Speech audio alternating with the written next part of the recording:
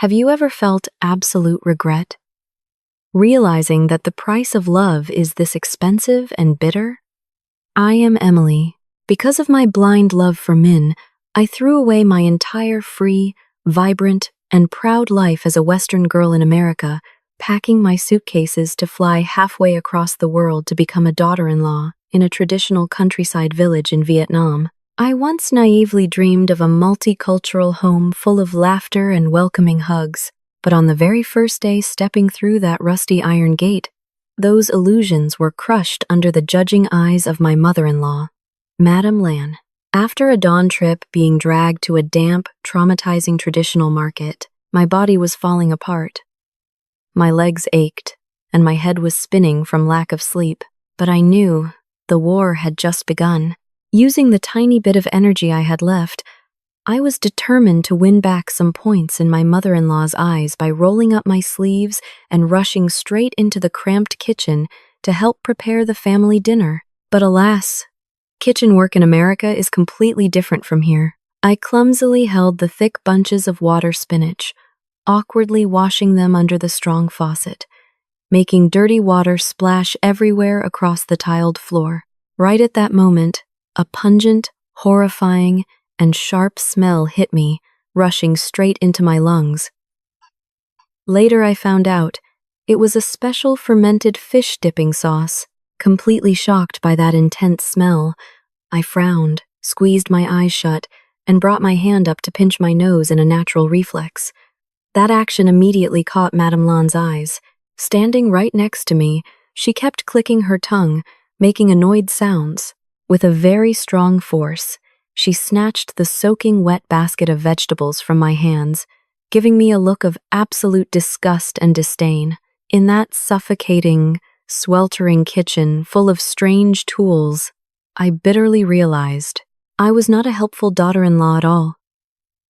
In her eyes, I was just a stupid outsider, a useless obstacle getting in her way. When darkness fell, relatives started pouring in, packing the tiny living room. Loud noises and cheerful laughter in a language I didn't understand echoed everywhere.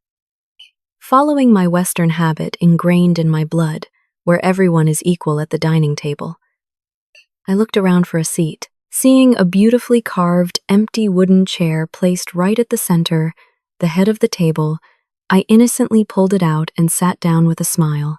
But the moment I touched the chair, a freezing, terrifying silence suddenly covered the entire room.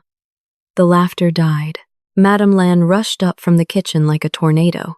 She lunged forward, slamming her hand hard against the back of the chair I was sitting on, making a harsh sound. She snapped, firing a stream of angry Vietnamese with a bright red face. Min rushed in from the yard in a panic.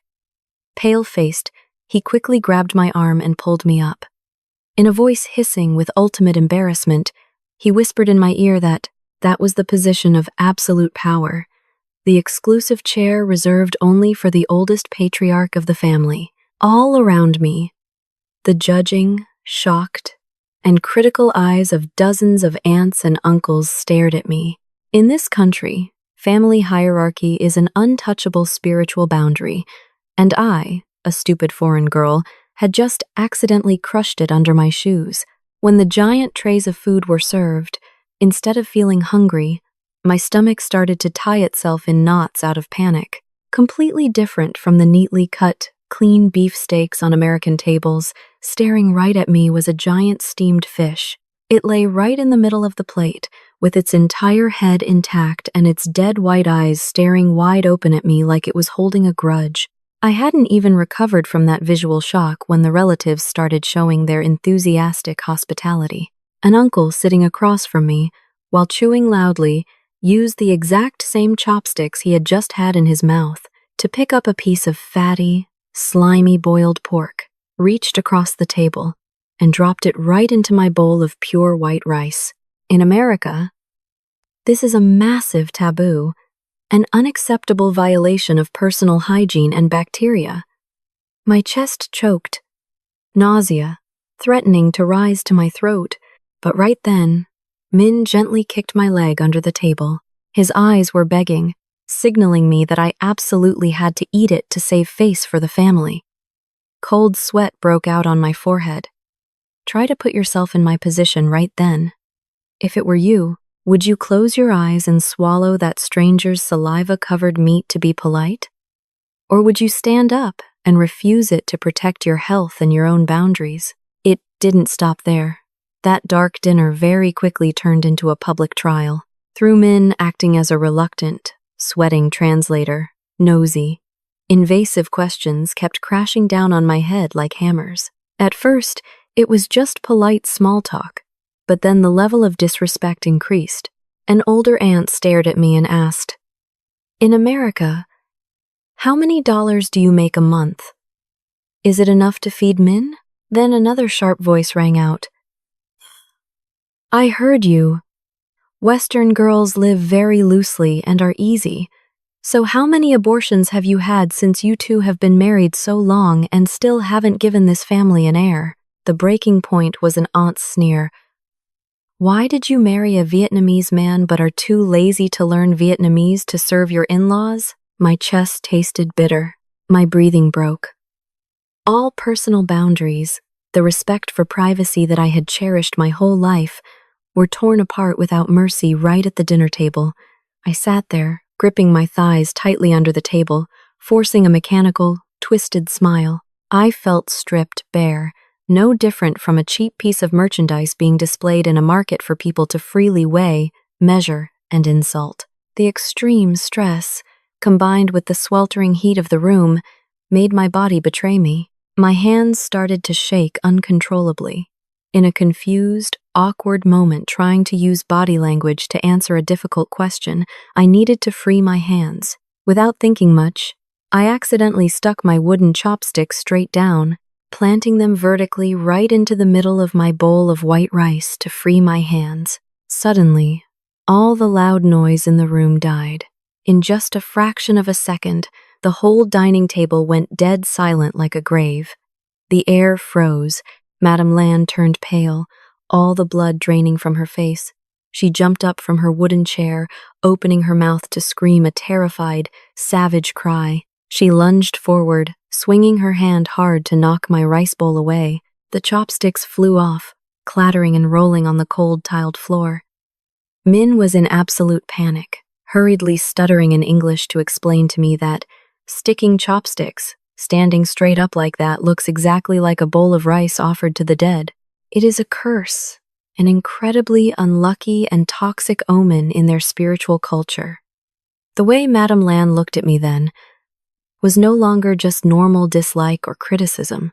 It was pure hatred, burning with anger, as if she were looking at a demon who had just brought death to her family.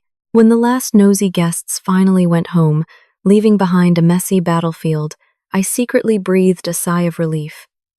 I naively thought the nightmare of the first day had finally ended, but I was wrong, tragically wrong.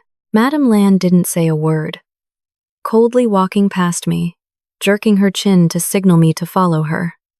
She led me out to the dark backyard well area.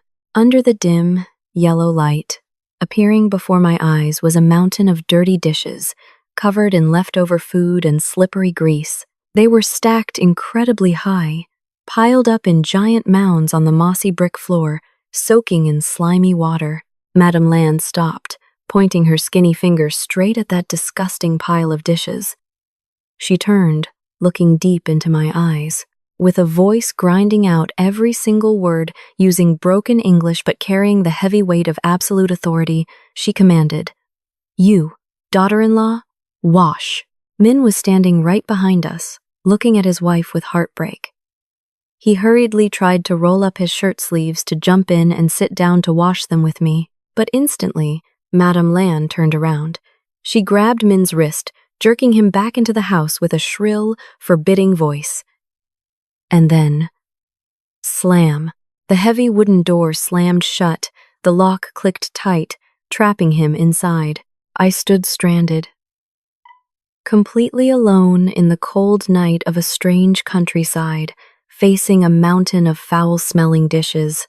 The night mist started to seep into my skin, and my tears of choking frustration also began to fall heavily onto my shaking hands. This pink marriage I once dreamed of. Is it really worth trading all my dignity and pride for? Waiting for me ahead.